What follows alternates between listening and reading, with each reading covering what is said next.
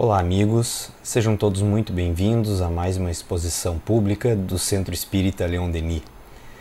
Antes de iniciarmos a nossa tarefa de hoje, vamos então realizar uma breve leitura do Evangelho, seguida de uma prece de abertura das nossas tarefas, para passarmos então à exposição do dia.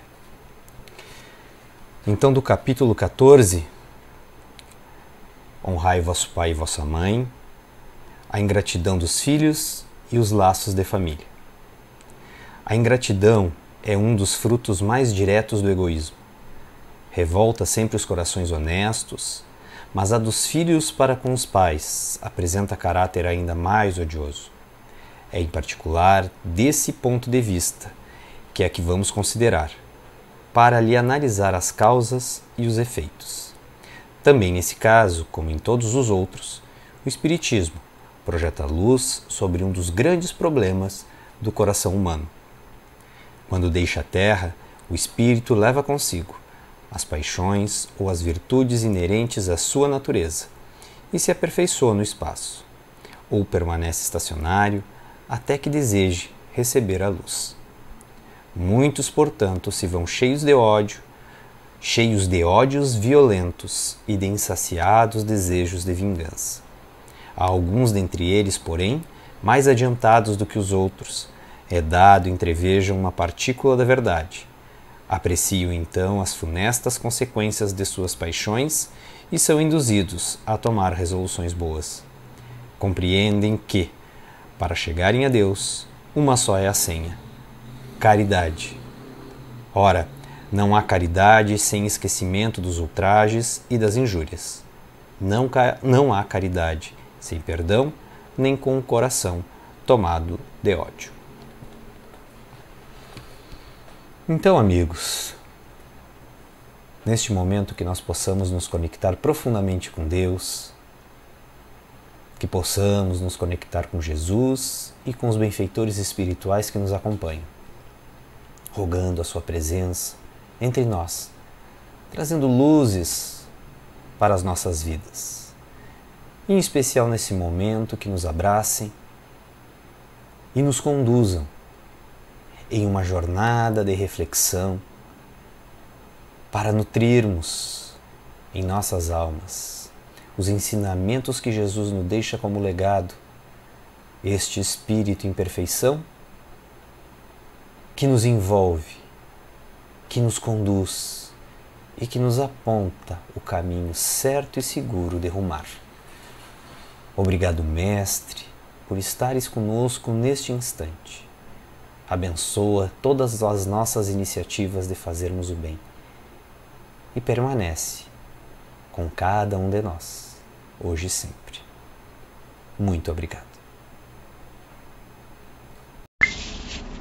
Uma boa tarde aos queridos irmãos do Centro Espírita Leon Denis e a todos aqueles que nos assistem na tarde de hoje.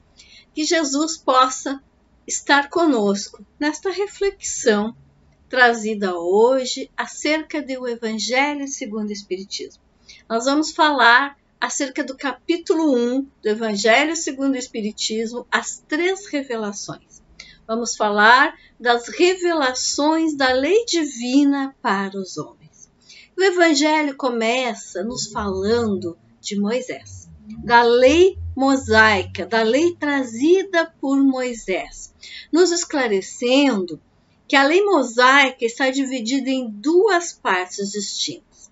A lei de Deus, aquela que lhe foi entregue no Monte Sinai, a lei verdadeira, aquela lei duradoura, aquela lei natural, aquela lei de todos os tempos, e a lei civil ou disciplinar imposta, decretada pelo próprio Moisés para a convivência daqueles irmãos que estavam ao seu lado naquela caminhada no rumo da terra prometida.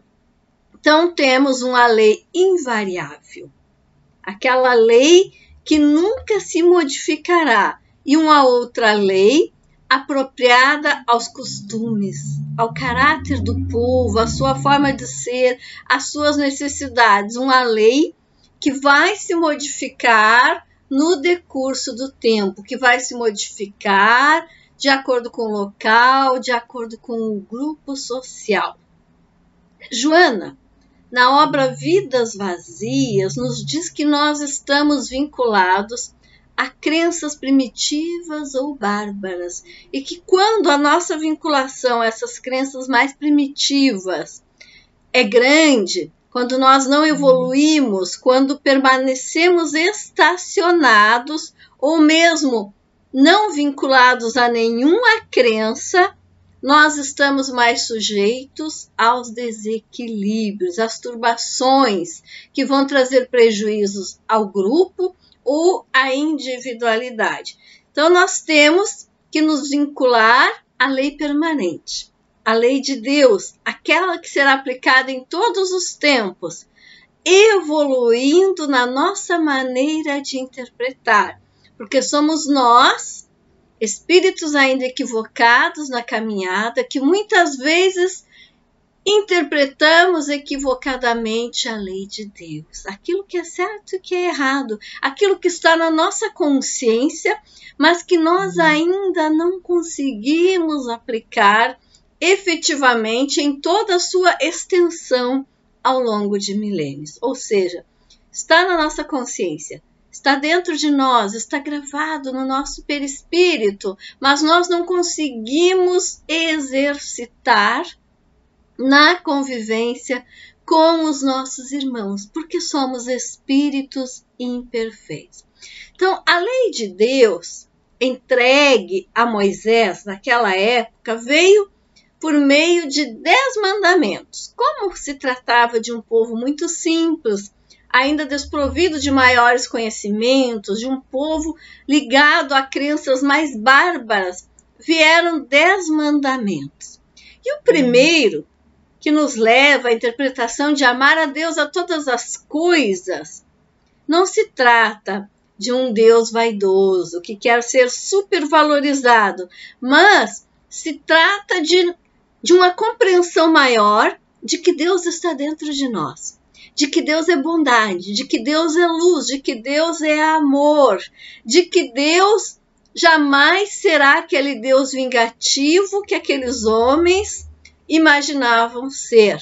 Então, amar a Deus sobre todas as coisas, amar o bem, amar a luz, amar as boas ações, ou seja, se eu te amo, eu me espelho em ti. Eu tento ser como esse Deus, eu tento me melhorar. É desse amor que Deus está nos falando. Mas claro que os homens primitivos, limitados, interpretaram de maneira diferente e colocaram aquele Deus novamente num altar inatingível, como um Deus vingativo. Amar a Deus sobre todas as coisas, amar a mim mesmo, amar o meu próximo, porque se Deus é luz, se Deus é amor, Ele está no meu irmão. E não pronunciar o seu nome em vão, para que as nossas crenças não fossem superficiais, para que aqueles homens ali encarnados, que talvez fôssemos nós, quem sabe, encarnados lá naquela época, para que aqueles homens não tivessem uma crença superficial. Então, não pronunciar o nome de Deus em vão, não levar a divindade, as coisas corriqueiras, as coisas pequeninas, fazer a nossa parte, aprender a lei do trabalho, a lei do esforço, não ficar simplesmente olhando para Deus como um repositório de pedidos, como alguém que fosse satisfazer as nossas mínimas vontades. Então, trabalhar, fazer a nossa parte, pronunciar o seu nome com respeito, com suavidade, com amor efetivo, não para pedir coisas, não para acusar, porque Deus não era vingativo, como ainda pensavam aqueles homens. E essa lei segue nos 10 mandamentos: respeitar o sábado, para que houvesse o descanso, para que não houvesse a escravidão, para que uns irmãos não exigissem dos outros o trabalho extremo, para que percebessem que o corpo precisava descansar, honrar pai e mãe, o dever filial, cuidar dos nossos pais quando estão mais necessitados, quando são mais idosos, respeitar os seus conselhos, a sua maturidade, a maturidade daqueles que já viveram um pouco mais e daqueles que desejam o nosso bem acima de tudo. Então vejam bem, regras bem simples, bem básicas, mas que aqueles agrupamentos humanos necessitavam compreender, necessitavam exercitar. Não mateis, o respeito à vida, porque aqueles homens embrutecidos se matavam mesmo pela religião, como ainda acontece com algumas classes sociais, com alguns agrupamentos hoje em dia, com algumas culturas, onde nós nos matamos pela religião, nos matamos pela futilidade, não respeitamos a vida. Mas esta lei dizia tão simplesmente não matar. Não matar a natureza, não matar os animais. Não matar a vida.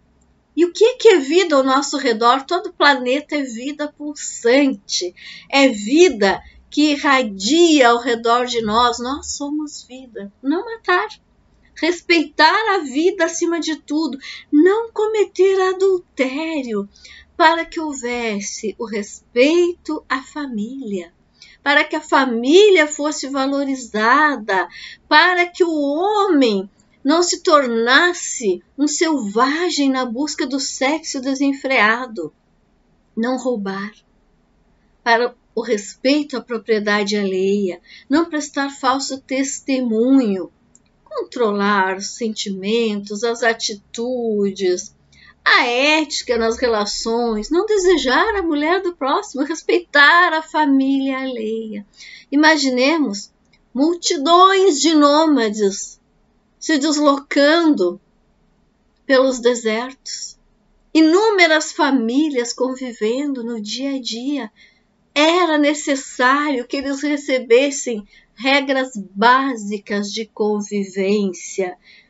Não cobiçar a casa do próximo, a honestidade, a ética.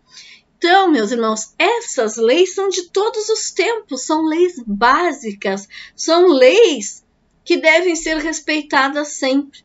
Todas as outras leis, Moisés as decretou, são leis humanas, assim como aquelas que nós temos hoje.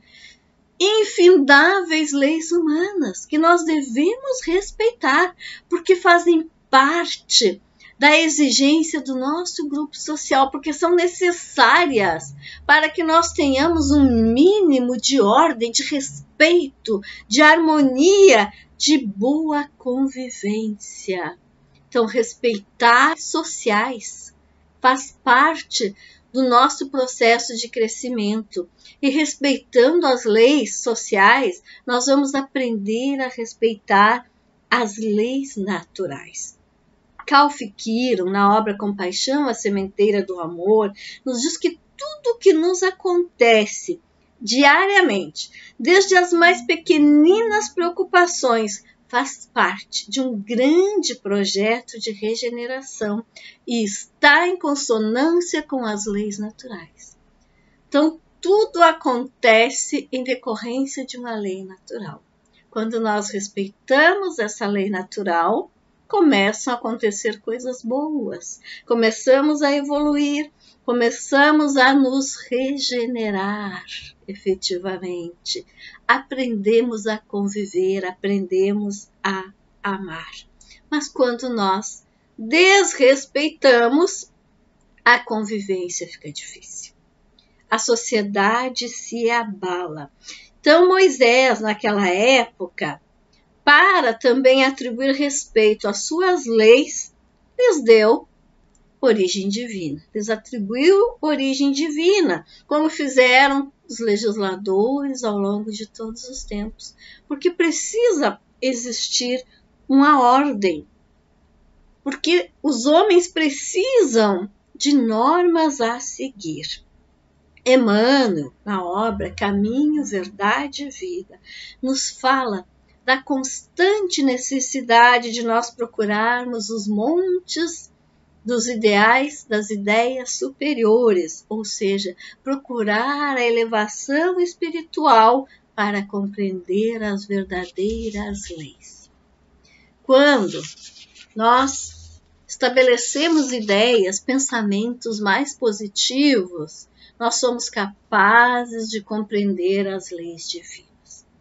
Mas nós saímos da época de Moisés, daquela primeira revelação, e eis que a segunda revelação vem com a reencarnação de um espírito mais elevado, com a encarnação do próprio Cristo. Mas Jesus não veio destruir a lei de Deus. Ele veio cumpri-la, ele veio desenvolvê-la, ele veio trazer a ela um novo sentido, ele veio adaptá-la ao novo grau de adiantamento dos homens. Não mais tão bárbaros quanto na época de Moisés, mas ainda necessitados de amor, necessitados de esclarecimento, ainda precisando aprender o respeito, a convivência. Então Jesus traz os deveres para com Deus e para com o próximo, e resume a lei de Moisés em pequenos mandamentos de amor.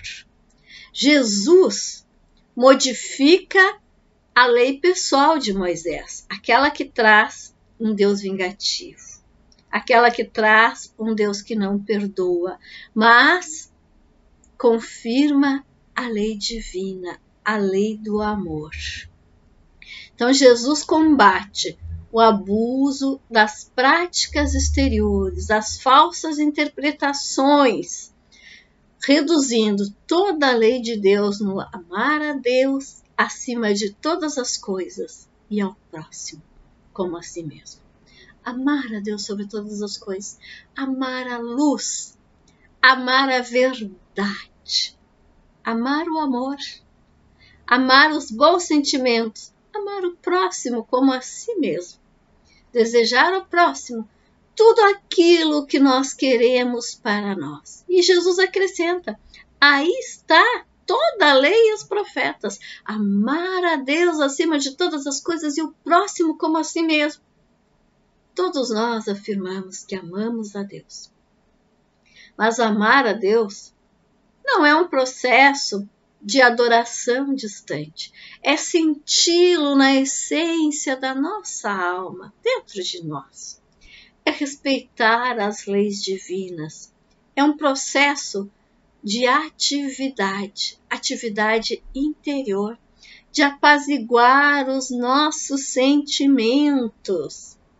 E a partir daí, enxergarmos no nosso próximo a mesma essência que pulsa dentro de nós. Ralph Kiron, na obra já mencionada, nos diz que a lente de nosso mestre irmão Jesus é a da piedade para com os espíritos sofredores, daqueles que padecem dos piores desequilíbrios, das mais acirradas dores, das dificuldades físicas e espirituais. Então, ver o meu próximo com piedade, com compaixão, amar o próximo como a si mesmo, ter compaixão com as suas dificuldades. Então Jesus nos diz que o céu e a terra não passarão sem que tudo esteja cumprido, até o último iota, até a última letra. Ou seja, a lei de Deus será cumprida integralmente, aqui na terra, em todo o espaço infinito, em toda a sua pureza, com todas as suas consequências. Joana, na obra Vidas Vazias, nos diz: és originado na luz do amor e avanças nesse rumo sublime. Somos originados em Deus, na luz do amor. E todos nós avançamos, mesmo que em passos lentos, a um rumo sublime. A evolução, ao crescimento. Então é hora, meus irmãos, de amar a Deus sobre todas as coisas e amar o nosso próximo como a nós mesmos, exercitando a compaixão, cumprindo essa lei que Jesus nos apresenta como sendo todos nós filhos de Deus, sem distinção nenhuma, todos objeto da mesma solicitude do Pai. Emmanuel novamente nos diz que Jesus nunca faltou às suas promessas, que seu reino divino se ergue sobre consolações imortais, mas que para atingirmos esse reino faz-se necessário seguir-lhe os passos. E ninguém ignora qual foi o caminho de Jesus. Foi nas pedras deste mundo. Foi nos passos da dor, do sofrimento, do perdão, da compreensão, do amor incondicional. Então, o papel de Jesus não foi de um simples legislador moralista. Ele não teve exclusiva autoridade na palavra. Ele teve autoridade nos seus exemplos, em tudo que ele fazia e sentia. Cabia-lhe então dar cumprimento às profecias que anunciaram o seu advento. A autoridade lhe vinha da natureza excepcional do seu espírito e da missão divina que havia recebido de Deus. E ele a cumpriu. Ele a cumpriu heroicamente, trazendo para nós a lei do amor. Ele viera ensinar os homens que a verdadeira vida não é a que transcorre aqui na terra, e sim aquela que é vivida no reino dos céus, ou seja, nós somos espíritos. A nossa verdadeira vida é na espiritualidade. Ele nos ensinou o caminho que o reino de Deus nos conduz, o caminho do amor, o caminho da reconciliação, o caminho da marcha incessante para o trabalho, para mudar os destinos humanos, para sairmos das eras infindáveis de dor, de desrespeito, de brutalidade, de falta de fé, de falta de amor, de falta de paciência, de falta de compaixão. O que é que nós já aprendemos desde Moisés, desde Jesus? Será que nós já superamos toda a nossa brutalidade desde os tempos mais primitivos? Será que já racionalizamos efetivamente a nossa fé? Ou ainda enxergamos a Deus como alguém que pune, como alguém que cobra, como alguém que faz sofrer? Deus é piedade, Deus é amor, Deus é nosso Pai. Jesus assim nos disse. Entretanto, nos alerta o Evangelho, Jesus também não disse tudo. Limitou-se a citar alguns pontos, a deixar o germe das verdades. Ele próprio declarou que muitas verdades ainda não poderiam ser compreendidas.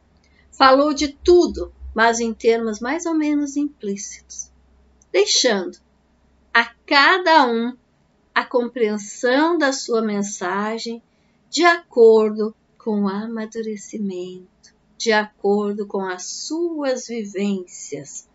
Então, para aprendermos o sentido oculto das palavras de Jesus, precisamos desenvolver novas ideias, novos conhecimentos e encontrar a chave para aquilo que ainda não deciframos. Nem tudo pode ser dito.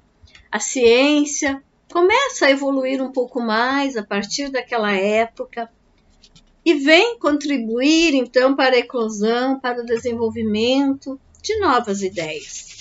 E com esse novo desenvolvimento, passados mais alguns séculos, vem então a terceira revelação, o Espiritismo, a nossa amada doutrina espírita, que tanto nos esclarece, mas que nós também ainda não compreendemos em sua plenitude.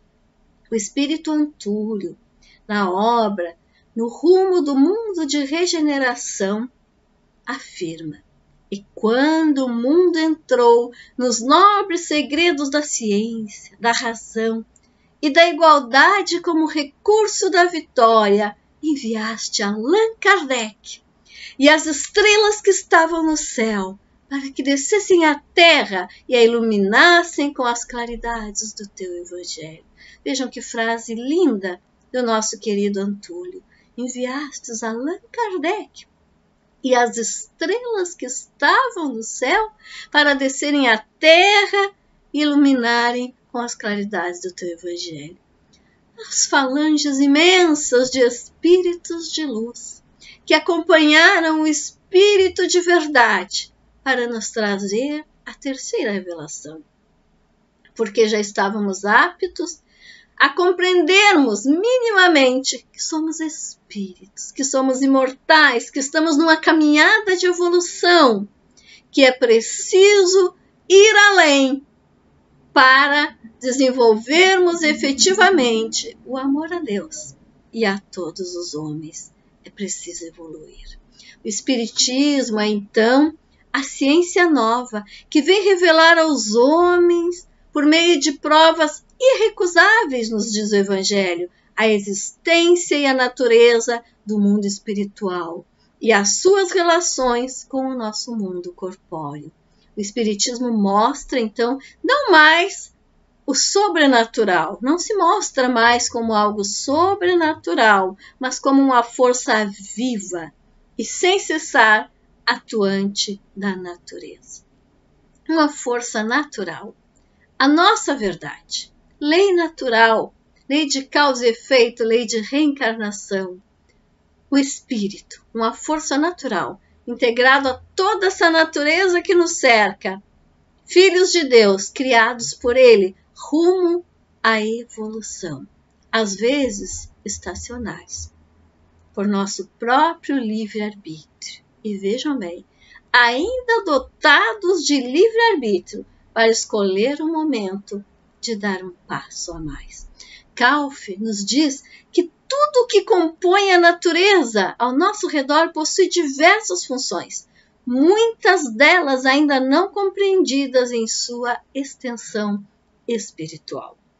Ou seja, toda a natureza que nos cerca, tudo neste planeta está aqui, conectado conosco, conectado espiritualmente, para alavancar a nossa evolução, para que caminhemos em direção à luz, à prosperidade, à plenitude do amor, ao verdadeiro crescimento. E é a essas relações profícuas, recheadas de amor, que o Cristo se refere e que nos diz que nós temos que desenvolver. Então, o Espiritismo vem como uma chave de auxílio para nos explicar tudo de maneira mais fácil. Agora que já evoluímos um pouco na ciência, no entendimento, que já clareamos um pouco as nossas crenças, estamos aptos a compreender a imortalidade, a capacidade de crescer. Então, a lei do Antigo Testamento teve Moisés em sua personificação. A do Novo Testamento, Jesus. Mas o Espiritismo, terceira revelação, não vem personificado numa única individualidade.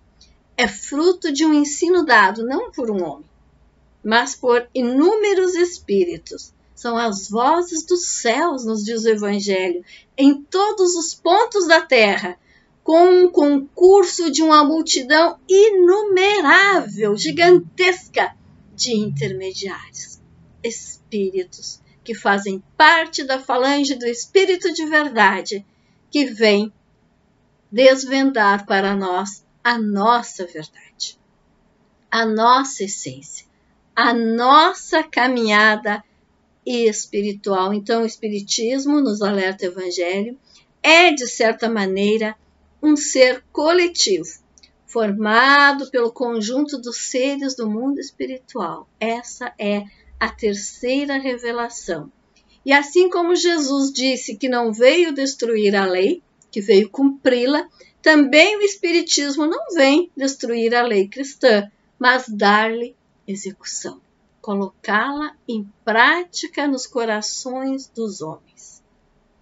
Conforme nos diz Joana, amanhecem dias novos, anunciando a vitória do amor. Confiamos nos dias novos que anunciam a vitória do amor. É claro que temos ainda muitos percalços, muito a aprender, mas vamos vencer se tivermos boa vontade. Se buscarmos o conhecimento, o esclarecimento constante e nos abastecermos no amor.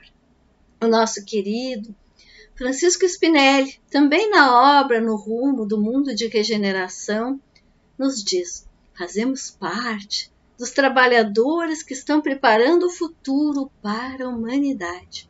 Nós mesmos de retorno ao planeta querido.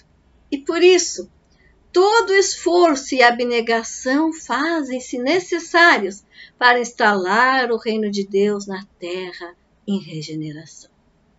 Nós estamos, enquanto encarnados, preparando o planeta do amanhã.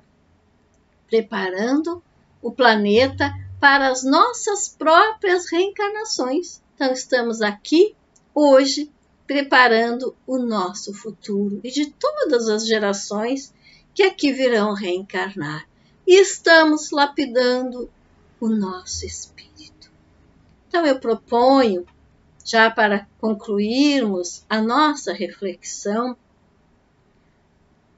que com Calf, numa passagem que ele nos traz na obra Compaixão, a Sementeira do Amor, imaginemos Jesus, nosso irmão singular, semeando em vasta plantação. Jesus põe a mão delicada sobre o grão e o deita brandamente sobre o suco, cobrindo, na sequência, com a terra fértil de nutrientes necessários à germinação. Ele ora em gratidão ao Pai todas as vezes que a chuva banha os canteiros. Observa a cada novo broto que emerge do chão. Sorri com o desabrochar das primeiras flores. Acaricia os frutos aveludados, mas também se mantém ali para ajeitar novamente o nicho de cada embrião e proteger os rebentos e as pequenas plantas após cada tempestade. Cada um de nós é uma sementinha que, quando reencarna nesta terra, tem sobre si a mão de Jesus. Jesus está ali, deitando a sua mão constantemente sobre nós, acariciando a terra fofa para nos ver germinar na esperança de novos dias. Jesus está ali, sorrindo quando nós começamos a florescer. Jesus está ali, feliz quando nós estamos trazendo bons frutos para a humanidade. Mas Jesus também está ao nosso lado, deitando novamente a sua mão sobre nós, quando nós somos devastados pelos vendavais da vida, derrubados pelos próprios erros, rogando ao Pai que nos dê uma nova oportunidade.